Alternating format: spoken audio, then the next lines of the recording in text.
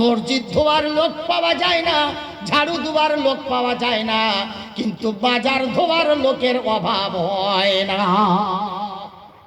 তার কারণ হলো এই, মসজিদ হলো শুকনো কিছু নাই, যদি থাকে তো গুড়ের বাতাসা, এছাড়া কিছু আছে? কিন্তু মাজারে মুরগি আছে, খাসি আছে, বিরিয়ানি আছে, হাদিয়া আছে, যার কারণে মাজার ধোয়ার লোকের অভাব হয় না।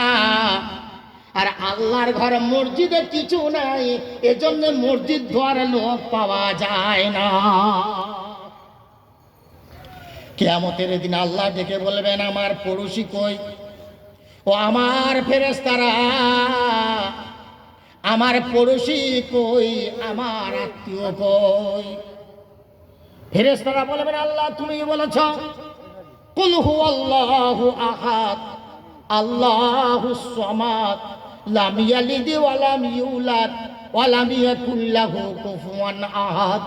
তুমি কারুর থেকে হও নাই, তোমার থেকে কেউ হয় নাই, তোমার আত্মীয় স্বজন বন্ধু বান্ধব কেউ নাই, তবে তোমার পড়োশিকে আল্লাহ আমরা তো বুঝতে পারলাম না।